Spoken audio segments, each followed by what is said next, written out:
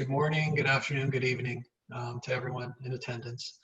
I'd like to welcome everyone to today's LISA PodiumX series discussion.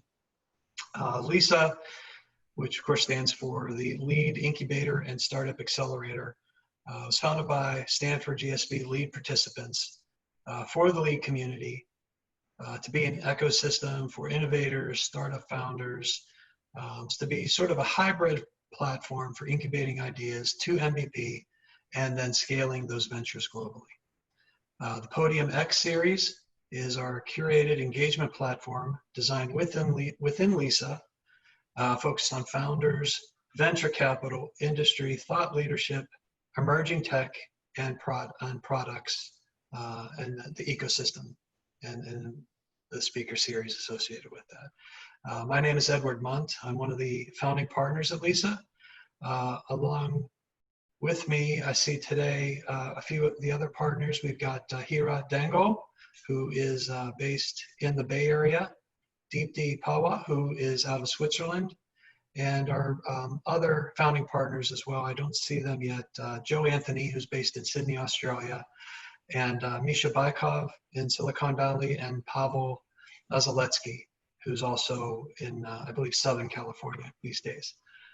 We'd like to thank each of you and today's speakers, as well as the GSB lead and the Rebuild team members for supporting today's event. Today's discussion is focused on taking that idea to the acquisition, founder success story.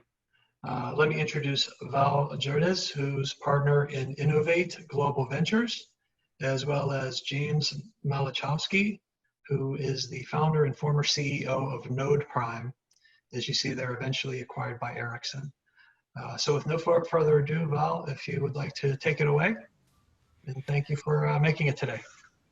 You bet, Edward. Yeah, real honor to be here with you. Thanks for the invite, and especially excited to have James with us today. It's going to be definitely a treat. So good morning, good afternoon, good evening again to everybody. My name is Val Jerdes. I'm a partner at Innovate Global. We're not a very public venture group. We do incubation and pre-acceleration usually in developing parts of the world, working with early stage companies. And we kind of bridge the gap between the developing world, kind of in a very general sense, at least in the kind of innovation ecosystem sense, and the Silicon Valley, which is where our main office is based in Palo Alto. And my geographies has been Eastern Europe, so I've been doing that for probably the last 10 years, back and forth between everything from Vladivostok to Warsaw, from Strasbourg to the Baltic and the former Yugoslavian countries, and then 2 months in Palo Alto. It's been very exciting. So thanks again for the invite, and without further ado, let me introduce, or he's already been introduced, James Malachowski, our staffer this morning. James, really exciting to have you with us, and wonderful to do a little bit of prep work with you and learn some of your story. Let's start off maybe in the classic beginning with the founder's story. It sounds like you came from kind of the corporate background, which is a wonderful background for startups as opposed to a student or academic background, which is also very powerful. But corporate, you kind of get a sense, I could imagine, of some of the problem sets that are in the market that a startup could solve. Could tell us about the very beginnings. Tell us about this I guess panel's about idea to acquisition, kind of the idea stage. How did the thing form? How did your team come together? How did you meet your co-founders? Where did you get the problem idea from? Sure. So first off, everyone, thanks for joining, and thanks for having me and taking the time out of your days to hear the story.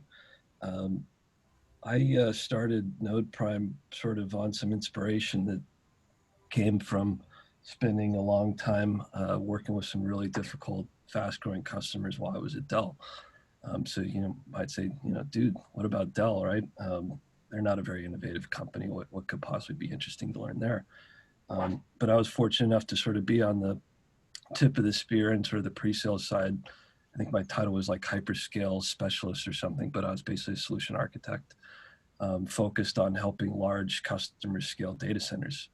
And this was 2011. This was around the time that cloud was just starting to become a thing. And, the largest data centers were actually private data centers that were run by corporations. And at the time I had 2 customers. I had just started there. I was in my, much younger than I am now.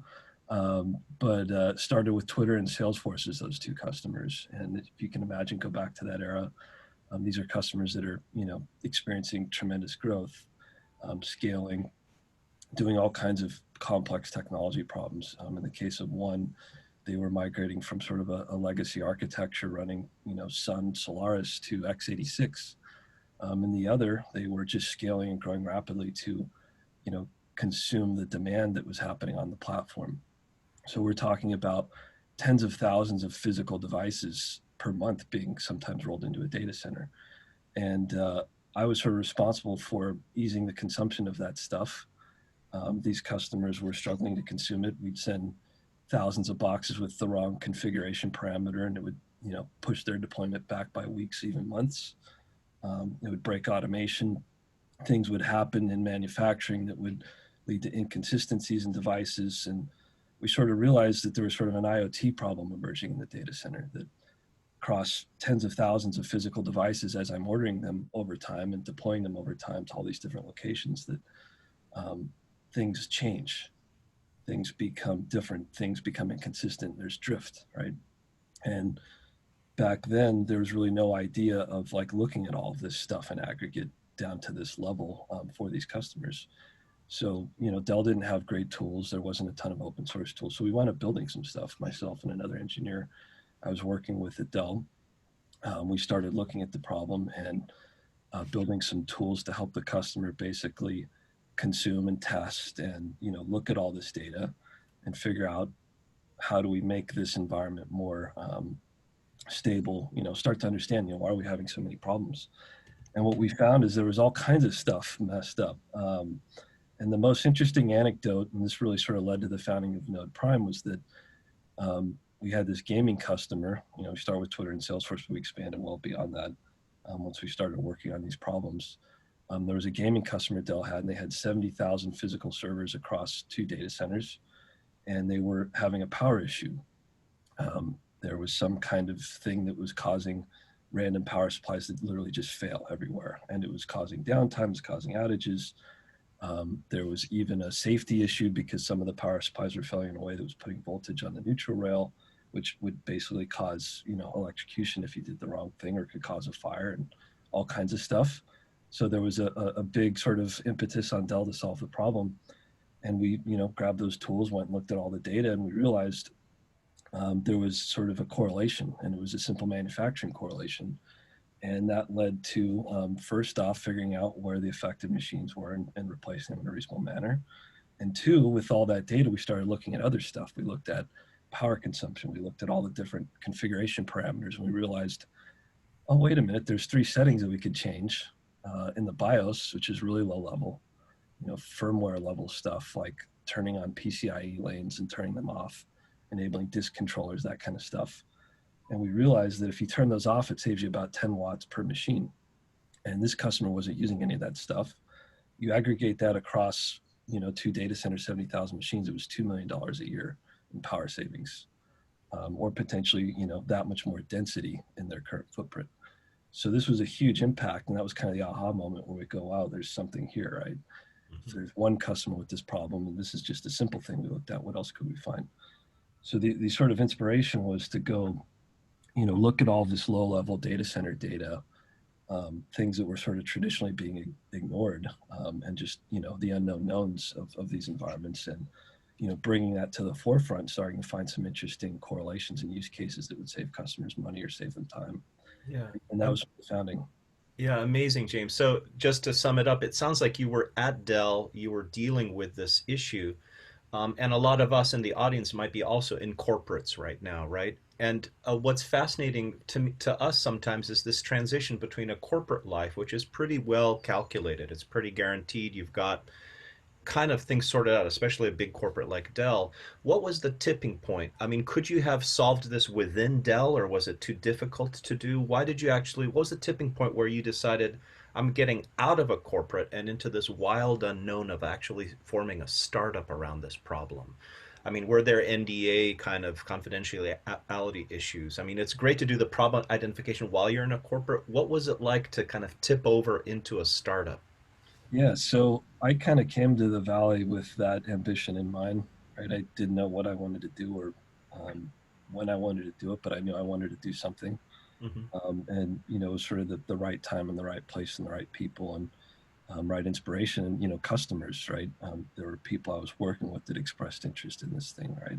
Yeah.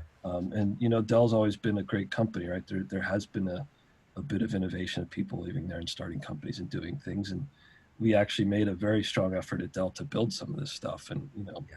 say, hey, Dell, you should invest in the hyperscale space and build solutions specific to these customers. But there just wasn't an appetite for it. Hmm. And, for me, it was sort of easy at that point to make that plunge. This is 2013, economy's, going great. I was, young, no kids. It was easy to sort of take that risk. And, obviously this is what I originally set out to do. I came to sort of Dell to get that experience and inspiration and, Yeah. see the problem statements, but it was really about having that customer net, right? That, first 5 or 6 customers that I was talking to that validated the problem statement that made me feel comfortable. Amazing. So actually having the customers, actually having priced them out, getting a sense of price points, the size of that initial market, the reality of that problem in those customers kind of de-risked it a little bit for you, it sounds like. Absolutely. So to give you an idea, one of the things that we were doing, Dell still sells this product today, but it's basically a manual service to configure things as you see fit from the factory. Hmm. And we were actually adding on a SKU to every box of $200 to $300 to handle that. And Hmm. then there was another SKU we were adding to the box from a licensing perspective for another $200 to $300 Hmm. that we believed our software, if we built it the right way, could sort of encompass that value, and we can charge that premium. And on top of that, it was we had people that wanted to test it and give us feedback and put it in their infrastructure and give us stuff to sort of work on. Yeah. Amazing. So what was it like? I mean, did you have kind of founding idea of a founding team in place? Did you find a technical founder or co-founder to do this with you? Tell us about the initial team formation. Did they come out of Dell as well, or Yeah. did they kind of come from other places? Yeah, so as I had mentioned, we were working on it together. So there was an engineer. He and I were working together, basically supporting these customers. He was sort of, my CTO, more on the technology side of things, and I was more on the business sales fundraising. The third person, actually, Stanford alum Alex Moore, early Palantir employee. He was an early believer in me and what we were doing, and somebody I'd, just sort of gotten to know through friends of friends and that kind of thing. And he put the first sort of angel money in.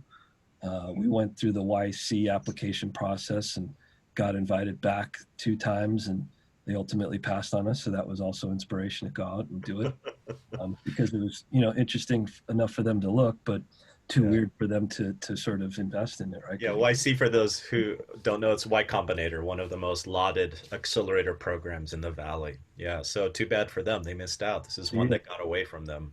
yeah, so that was a great experience, right? I mean, that was for me kind of that litmus test, and the rejection actually made it more exciting to go out and do it.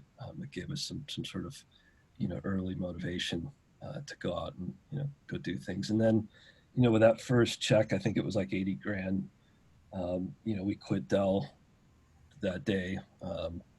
Started up in our apartments. And then I just started hustling. We just started talking to customers. We had people at Intel that we knew from Dell that sent us some gear to do testing that we set up in our apartments. Mhm. We hired our first engineer, which is basically, brand new fresh graduate. And he started writing some of the first sort of code and prototypes. And then just started fundraising and talking to customers. That was sort of the first phase of it, which was, we had a little bit of money in the bank. I had a few introductions. One of the things that was really successful for me early on is I just started sending my pitch deck to these law firm pitch days where they'd have like a partner from a VC come in. Mhm. Like Defina Toncheva I met from USVP. She was, I think, at one of the law firm's days, and I submitted it, and they're like, "Oh, we'd love to have you come." I'm like, "Cool, I'll come in." I pitch, and she goes, "I I come to these and they're usually not that great, but this is a real company. This is really interesting. And then that led to some other conversations. And a lot of it was just serendipity. Like I just went out and talked to as many people as I could. Alex told me, go practice your pitch on 100 people that have no idea what you're talking about. So I just started interviewing people like crazy that we wanted to hire, and that was my pitch practice. And by the time I was talking to VCs, it was dialed in completely. And, Yeah, great tip is to have that. And VCs, there you can tell almost if somebody's well versed or well practiced.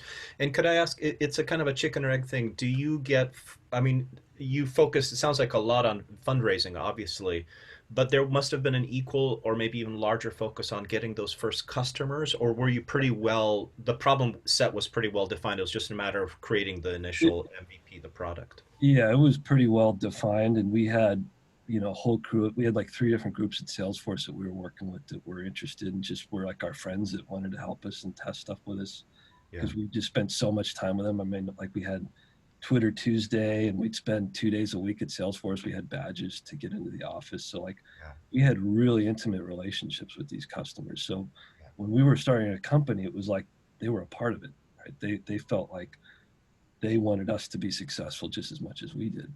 Amazing. And Yeah, that was that's a a big part of huge, the early part. yeah, that's a huge, that's a huge part of the equation, right? Is to have that product down. So you were able to focus more on on fundraising. Did you anticipate checks coming in from these customers, or was it really something that needed outside funding first in order to We, get to those we customers? believe we needed some funding, and at the time it was a very easy time to raise money. I had sort of the Alex, Palantir connection, so we sort of had a network of people that we were able to start talking to and socialize it.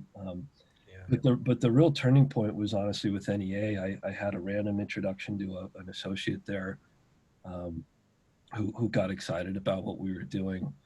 We set everything up right, in the beginning to be fundraisable, right? Set up the corporate structure properly with a top end law firm and all that good stuff. And but the NEA process was just sort of a classic process where we start with an associate. He liked it. He helped us. Then I pitched it to one partner, Pete Cincini. He liked it. He brought in Forrest Basket.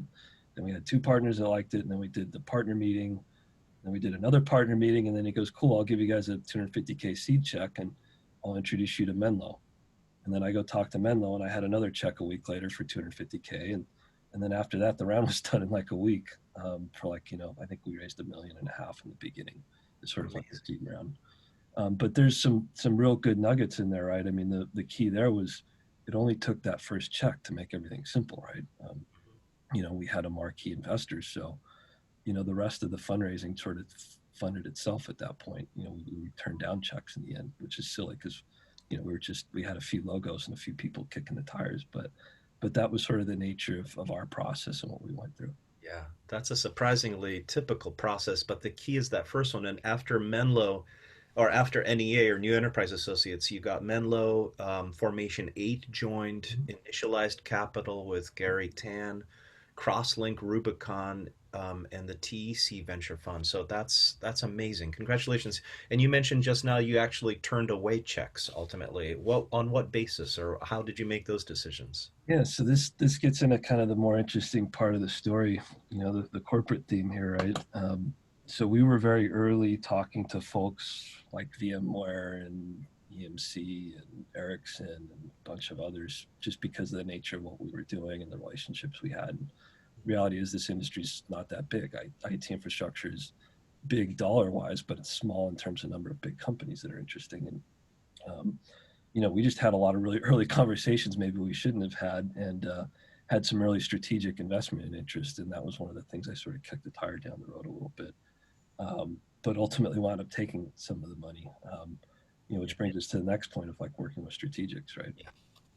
So just as a quick pointer, there's, I guess, institutional, which is venture, angel, kind of traditional investors, and then strategics, which are usually corporates, I guess, right, James? So that was a really interesting to add, as opposed to in addition to the institutional, add a few strategics in the mix, because that kind of lines us up in a way to the other half of our theme today, which is idea to acquisition, the acquisition side. How did you go about those decisions? Tell us that story. Yeah, so this is one of those things where, when you have like the right idea and the right people talking about it and the right relationship with your customers, like some things will start to work, right? Because usually these big corporates have formed thesis around stuff, and if you're in the right sort of tunnel with what you're doing, you tend to cross paths with a lot of folks, and that's sort of what happened with NodePrime. We had a lot of people on board. You mentioned some of those investors, right? It became exciting and interesting, and caught some folks' attention for better or worse. And the strategic thing was really about gaps in portfolios and like a need to make products easier to consume, right? We were in like the consumption business of easing consumption of all this clunky enterprise hardware, right? And the strategic conversations were really interesting because they actually wound up being the most sort of value-added investors I had. Ultimately, Ericsson wound up acquiring us. But the other strategic we had on that I can't mention their name, but from a value perspective in terms of customer intros and just advice and just day to day and just all the, tell me the right things versus just tell me nothing, right? They were actually our best investor in terms of, just the people that supported us. And I was really surprised by that because it was sort of the opposite of what a lot of people were telling me, they'll ruin your company and this and that, which there was, a little bit of truth to that because it does make it harder to grow and sort of, get that escape velocity to get past that stage. But like, we were early with SAP. They were running our product in their data center on lots of machines in a dev environment. And it was like our sort of test bed. And that came through one of the strategics. I would have never been in there had we not been working with strategic. And I think that particular customer had a lot to do with our success. Yeah, how neat. So you mentioned sometimes strategics, maybe for those that haven't gone through this process as much, sometimes are as much of a burden or a challenge as they are an asset. And these are typically cases where they limit your market, right? They don't want you selling to their competitors, as a classic example, right? They want to just sell to their network. Did you bump into that? Was that part of your decision making as far as deciding who to bring on board, what strategics, and maybe your negotiation process up front? Yeah, so we worked it a few different ways. I mean, one of the things strategics will do, depending on who you're working with, will try and have some special terms and things, which we didn't want any of that. We were also sort of in convertible note land, which is another part of the story. Uh-huh. Uh, raising successive convertible debts with different caps, which seemed great at the time, but when you sort of go price all that, it has some issues. Yeah. But as we sort of work through that, um, the process with the strategics was sort of twofold. I mean, the Ericsson side, um, they just had a really interesting project. They came to us and said, and the backstory here is, I don't know if anybody knows of Joyent and Jason Hoffman, but they were a customer of mine at Dell who I'd worked with, and we'd solved some really interesting problems. And Mhm. he had reached out and heard about what we were doing at NodePrime and said, hey, I'm working on a really interesting thing at Ericsson, and I think you guys can help us. And the project sounded huge. I mean, we were going to build this telco infrastructure for 5G, and it's all hardware, and it's in Sweden, and you guys can be sort of part of the control plane. We're going to work with an SDM provider, and we sort of were building this whole stack and architecture. Just a really exciting project. So I think that particular strategic did a great job of just getting us excited about the product and what they're working on and our place in the world. And at the same time, with that opportunity, I just saw a path, right? I saw like, wow, Ericsson is a place where we could probably sell this thing someday if we needed to, right? If there was like an exit strategy, they clearly have a need for what we're building. Mhm. It's well aligned, and like we can kind of juice our development effort. But that's sort of the slippery slope, because what we wound up is sort of being, over time, more outsourced development for Ericsson, more so than our own company, right? They wound up driving, most of our roadmap after a period of time. Yeah.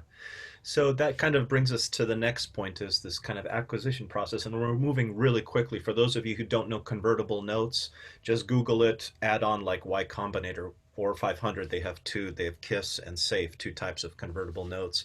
But basically, maybe just to step back to Yeah, that and then no, we can come talk back about to this that. kind of outsource to Dell. Did you have a priced round actually? I mean, you raised 7 million. Were they all kind of a succession of convertibles? What was They the reasoning were. behind that? They were. So Wow. it's crazy. And honestly, like looking back, it was one of the things that we shouldn't have done. I mean, just Mm, straight up, it's just not a clever way to raise money unless you just have a really amazing business.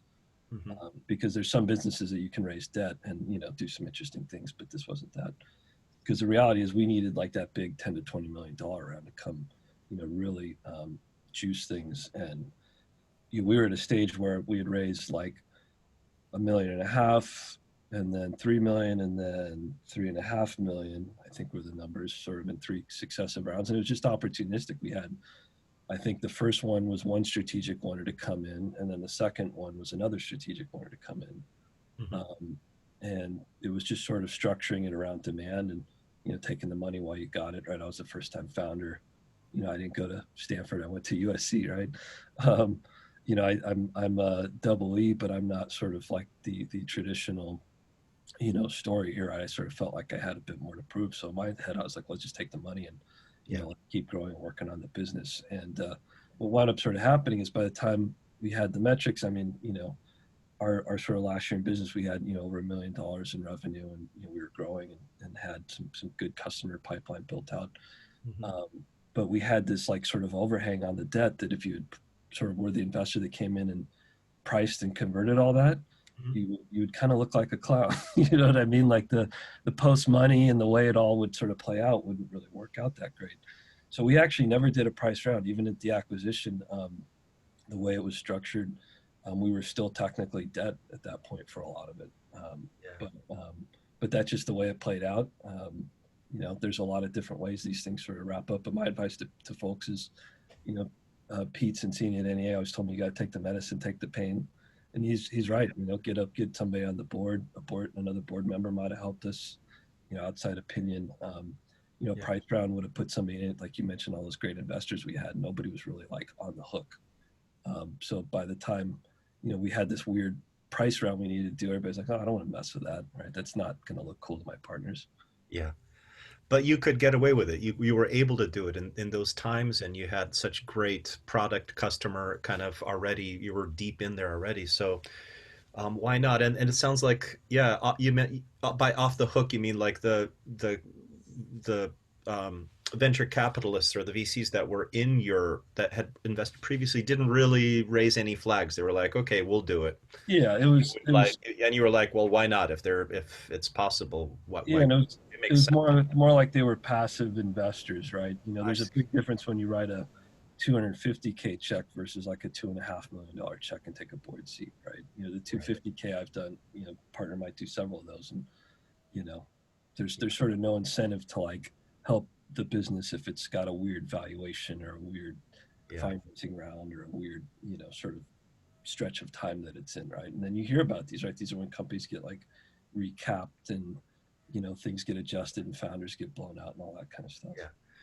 So I mean, there's so much interesting things you said. I would love to hear about turning away venture capital money. That's just like such a sexy story, right? We turned all these guys away and this is the rationale, right? But Yeah, we could get to that maybe in Q&A or later at some point, but how cool is that, right? But let's kind of, just simply because of time, let's kind of move on to this. We've kind of talked about pre-acquisition. We got a kind of a sense of where the company started, how you grew it. Let's move to kind of to spend a few minutes on acquisition. What was that like? And it sounds like, just kind of to return to what you mentioned, you were kind of, or you felt you were kind of starting to do more like outsourced development for Ericsson. And you kind of had that path in your mind when you brought them in as strategics early on.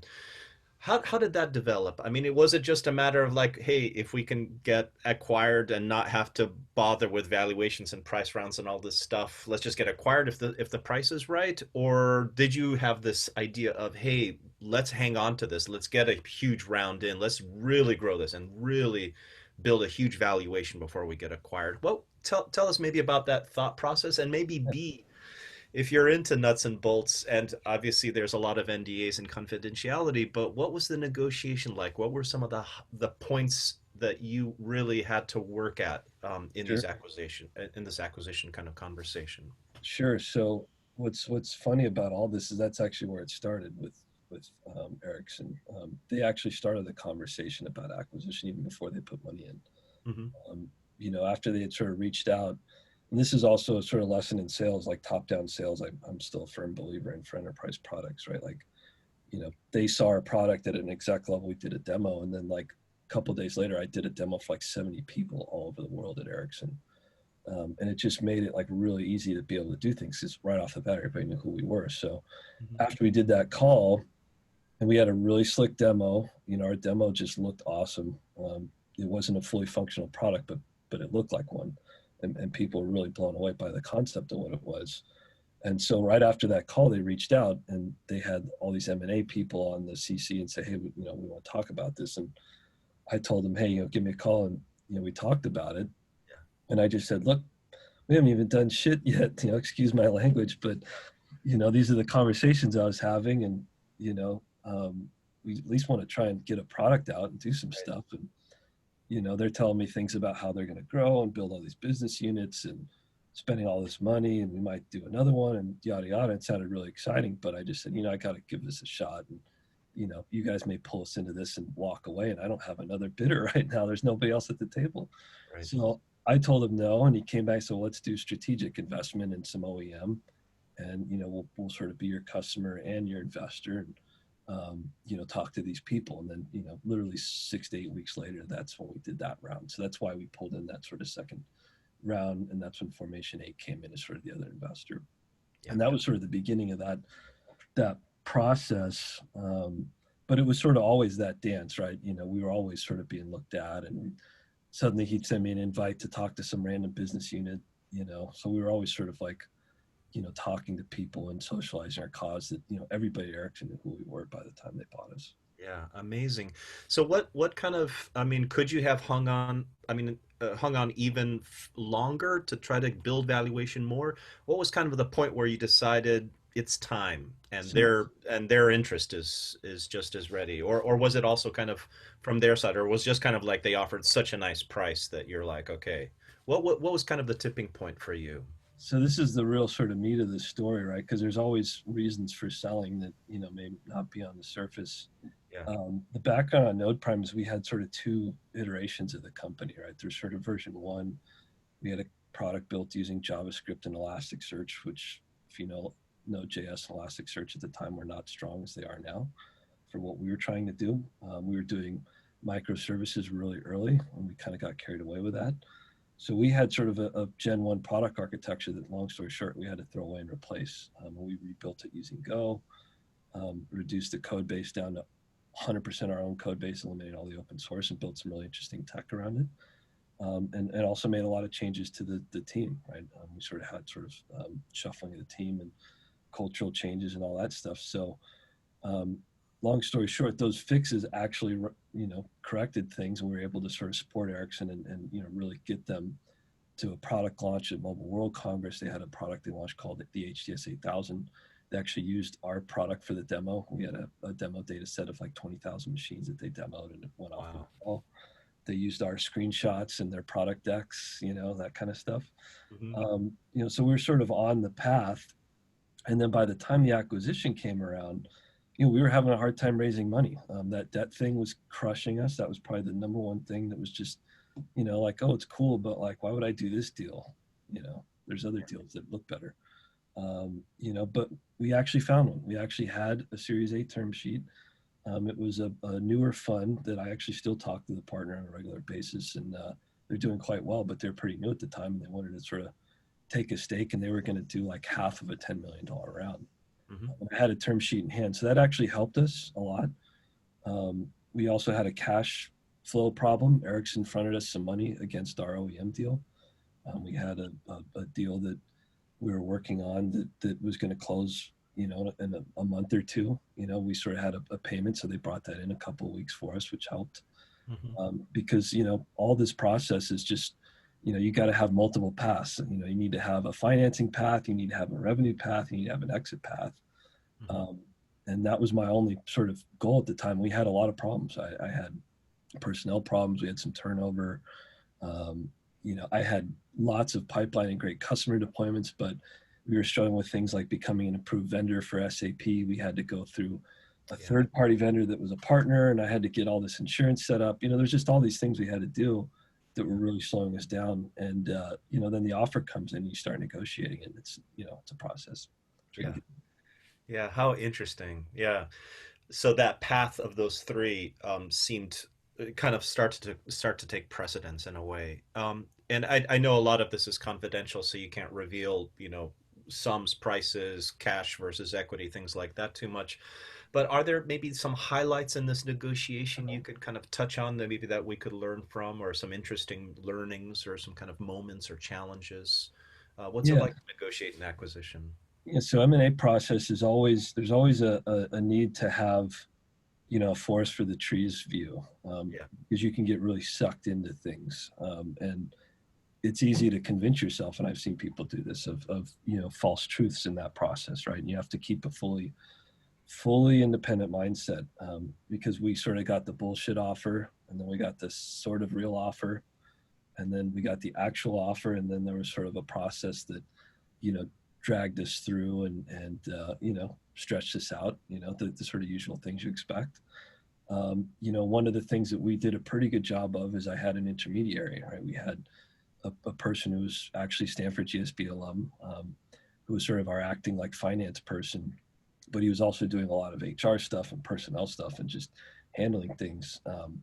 And he actually did a lot of the direct negotiation, sort of the proxy, which I think was really important to keep the emotions out of it, because the other side is looking to take advantage of you as a founder, right? They know that your needs are very different than the needs of the investor, the exit, or anything else, and they'll take advantage of you, right? And we had a process, but ultimately it was successful. I was really focused on closing it. Pricing was all good. I can't complain. It's enabled me to do the things I want to do, and can't say my investors wouldn't write me another check, I hope. And that's sort of how I look at the process. But the thing is always keep an independent mindset and Yeah. bring in help. We had a lot of people we could talk to. I wish we would have talked to more people. We had a great law firm. It was an international deal, so it was all kinds of messed up. Because of that, they try to take advantage of us on taxes. So Wow. there's interesting things that come up, that you got to really pay attention. And I'd say like the cultural difference of negotiating, American versus Sweden kind of thing was also a fun experience. Yeah. Wow. How interesting.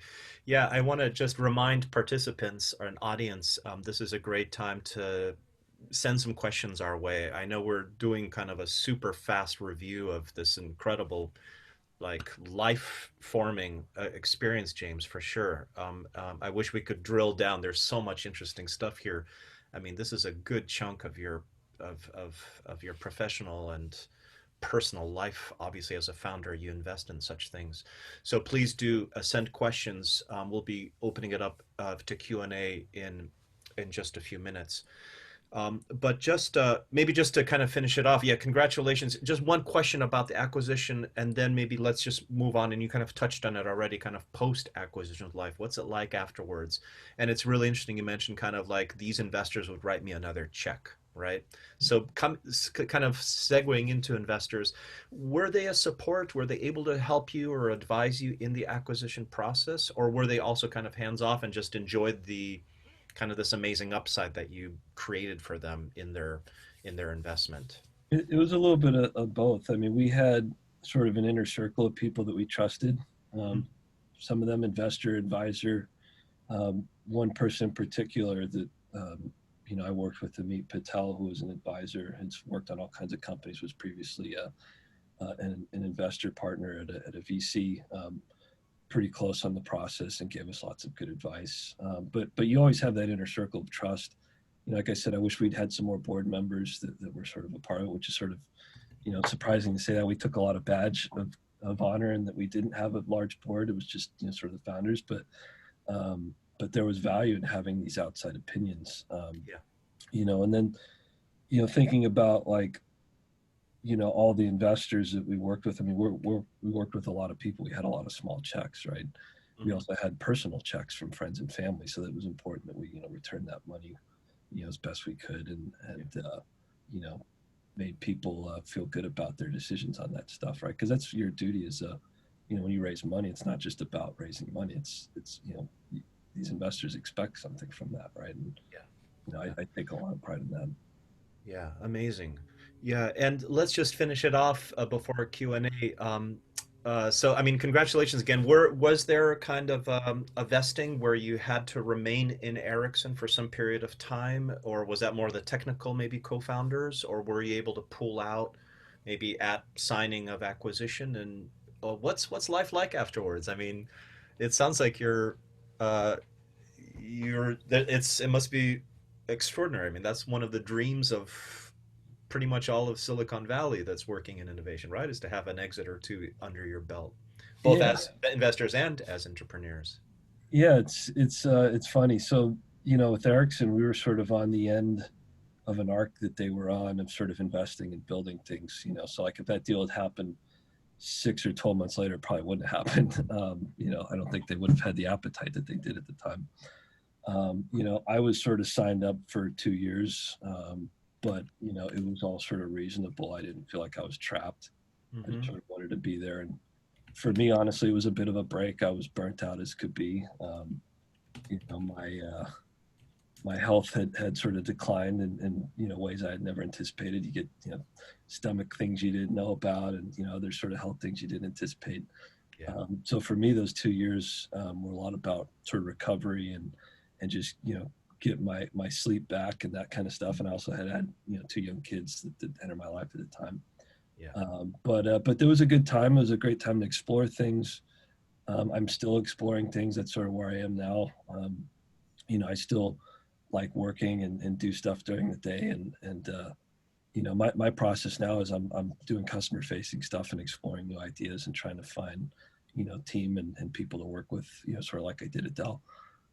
But that's sort of the adventure. It's sort of a wheel loop. You come back right where you started. Amazing, amazing. Yeah, let's kind of end it on that note, and maybe as something, maybe if the audience or we could help with as well. If anybody has an amazing idea or is maybe on a customer or has a real sense of a big problem that's in the market that you're working on, or maybe that you've uh, met along your way, maybe that's something we could send your way as well, James. It sounds like maybe that's something we could help as well. That sounds like a lot of fun. So yeah, and congratulations. I hope your health is, yeah, entrepreneurship is not an easy road for sure. And the effects on family and personal health and physical health is huge. And I just don't know of a lot of people that kind of took it lightly and did accomplish what you did.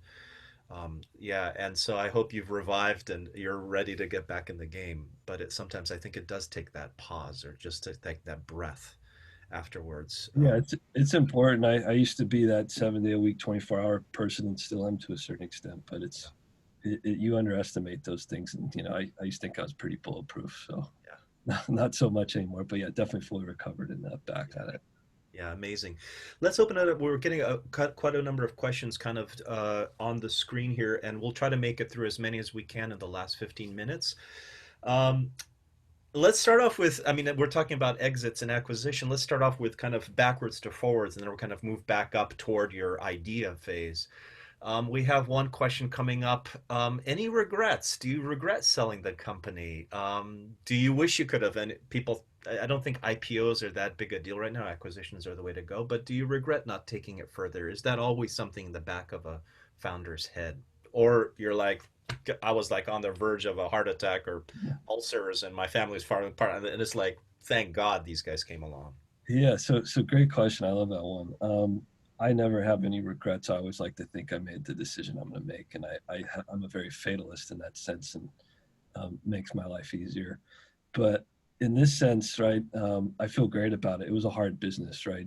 We were trying to build software for data centers, and we were selling to enterprise Fortune 500s, right? There was going to be either someone's going to need to make a huge financial bet on us to help us get through that sort of phase, which you see that in enterprise companies. They take a Yeah, lot of money to get going. yeah, Um, or we're going to have to go a different path. And I feel pretty good about that. I mean, the IPO thing, like, I'd say the one thing like that I do regret is, we had just such a great mix of sort of investors and people on board. There was some good momentum there and some good things we had going, but I don't think we could have done much better than we did in retrospect. I think it was a good place for the company to wind up. yeah. Yeah, it's amazing. I mean, I mean, it's very hard for startups to sell into large companies, especially doing infrastructure. That's amazing. And you obviously do that through a lot of partners and OEMs, but that's that's not an easy thing to pull off. Let's go back into questions. Let's kind of go from backwards to forwards again, as I mentioned. And we'll kind of end on the big ideas piece again. Like, have you come across any big interesting ideas? Maybe toward the very end. But let's kind of move to the beginning again. Did NodePrime go through? There's a question about stealth mode phases. Were you pretty public right away, or was there kind of a phase where things were kind of pretty private? Or how important was privacy versus sharing versus public work? I love that question. It's funny. I saw an ad today for a bike, but the ad started out making me think it was a car, and I was like, "Oh, that was a good little sleight of hand trick they did there." But I watch like Elon Musk, right, and like what Tesla does, and I am a firm believer in the art of surprise and the art of secrecy and all that stuff. We did a little stealth mode for a while and had a countdown and all these things, and it drives people nuts. FOMO is a very powerful thing in the Valley. It to this day continues to blow my mind. I mean, I have a friend right now who's advising a company that's in the HR SaaS space, and the more they've increased the valuation threefold in 2 weeks by just saying no over and over again. Wow. FOMO, by the way, for non-Silicon Valley folks, is fear of missing out. And it's one of the classic, I guess, plays, right? You want to use that to your advantage. To this day, I still underestimate how that works. But the stealth mode is a great way. It's backed by these companies, but nobody has a clue what you're doing. Well, they're going to imagine all kinds of crazy stuff about what you might be doing. And that's sort of what happened with us. And I just remember when I'd get like, the cold email from the corp dev guy at VMware. I'm like, what is this? Like, why is he talking to me? Why am I doing a meeting with all these execs at VMware? Like, but that's the power of stealth mode if you have the right concept, and it's a powerful thing. Yeah, and you had some pretty sexy venture folks on board as well, which adds to the panache, obviously. And NEA kind of taking the first check or giving the first check is pretty sexy. Another question about CTOs, how you met them. I think we kind of covered that, but just in case, it sounds like you worked together at Dell and you kind of left together to start this. Yep, and that's a hard topic. I still struggle with it to this day. I mean, we didn't really talk about this as much as I would have liked to, but like your partner is the most important thing. And like there's all kinds of mistakes to be made, and it's never going to be perfect, right? It's like any sort of relationship, there's going to be challenges. But finding a CTO is really hard because there's a lot of people that can build stuff, and there's a lot of people that can code and talk and do things. But to be a founder is a very different thing. There's work ethic involved. There's time. There's motivation, energy, culture, attitude. Just all these things, right? So you really have to know who you're working with, and it's a hard person to find, right? Everybody I talk to struggles with this problem of like, who's my technical co-founder? And my other advice to people is go learn how to build stuff. That's what I've always done, and I built the prototype out of JavaScript and D3. I learned D3, and I made some crazy visualizations out of that stuff that blew people's minds, but I didn't know anything about it other than just picking up a book and copying on the internet and downloading some code. But I'd recommend everybody get hands-on. It's not that hard these days. It's a lot easier to write code than it was even 5 years ago. Yeah, amazing advice. Were you able to, and that the depth of the relationship you have with your co-founders is also one of the most difficult things, especially because it's such a roller coaster and it's so taxing. Are you still talking? Do you hang out, or is this one of the things you mentioned some shifts in the? Yeah. So Alex and I are still great friends. He put a lot of money into the company, so he had a lot to lose, and it was a big journey for him. But we're still buddies. I actually caught up with him. One of the few times I went out to a restaurant the last couple months was he and I catching up, and But yeah, it's tough. Founders are a hard thing. CTOs are a hard thing. It's a hard job.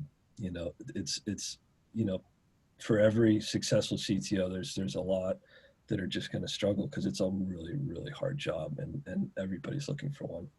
Yeah, amazing. And maybe just in the last few minutes, we could finish off with if anybody else has other questions, keep sending. We have quite a few here. maybe we'll do two more questions. Maybe kind of an existential one here. It's not a, you mentioned many times, and we've seen it. There's no exceptions to this. I mean, there's a lot of sexiness associated with startups, and everybody reads Steve Jobs' biography, and they're like, "Man, I'm going to do a startup, right? How hard can it be?" And I think it takes listening to folks such as yourself that have kind of gone through that journey, right? And we're really just on the edge of, I mean, just it's so stressful. It's so difficult. I mean, it's so much easier just to, you know, stay on with corporates and you just have a cup of coffee and go to random meetings and do that kind of stuff, right? Is there what maybe kind of end off kind of two kind of more existential questions at the end? Were there things? Was it kind of this responsibility you felt toward your friends, family, investors? Was it your team? Was it kind of your new or growing family? What kind of kept you going on your journey? What are the questions? What inspired you to keep you? What inspired to keep you? It was just kind of the series of successes. Was it your customers and fulfilling those?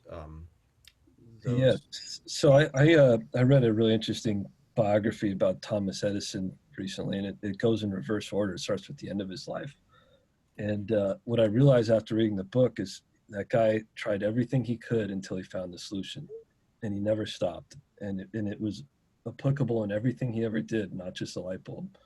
And some of the things were crazy. They actually didn't even work, but he never stopped, and he literally kept trying stuff. And for me, like that is just like built into my brain. I don't know why. I mean, I'm a second generation American. My family came from all different parts of the world. You know, I grew up in San Bernardino, which is a pretty different kind of place than up here. But the diversity was important, and that was what sort of, drove my, interest to be up here in the Bay Area. Was there's just so much going on and interesting things. So, back to what keeps me motivated. It's I just want to do stuff. You know what I mean? I want to keep doing things. I don't want to lose. I want to win. And if something gets in my way, I find another path, and I keep finding paths, and that's what motivates me. Just a desire to not, not lose. Yeah, really cool. And let's end just kind of on we mentioned kind of you're looking for big ideas or really interesting ideas. How do you go about that?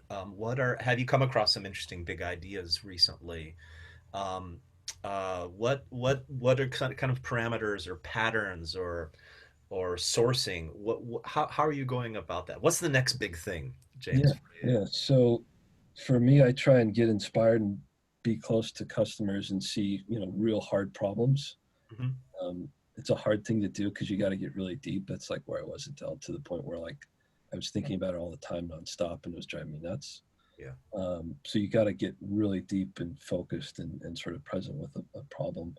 But right now, I'm sort of interested in, I seem to come back to computers and cloud. I think, we have Google and Amazon today, but they didn't exist that long ago. I think there's tons of opportunities there still.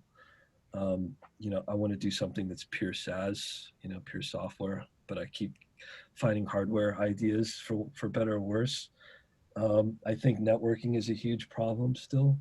Big companies really struggle to connect to each other properly and connect all these different applications. So I'm really interested in, the network and how companies connect their data and their applications. And I think there's still tons of opportunity there because containers probably aren't right. Yeah. I see that as a problem that's brewing. But I don't know. If I had an answer, I'd be raising money right now, and that's part of the problem. I've been a bit, less than inspired in terms of ideas, and COVID's come around, and Yeah. to me, this is like the greatest disruption of our lifetime that I've seen. So there's tons of opportunity now to be taken advantage of in this sort of horrible time. So I'm trying to think of those kinds of things. One thing that's really interesting to me right now is electronics made in America. I see that as a big problem.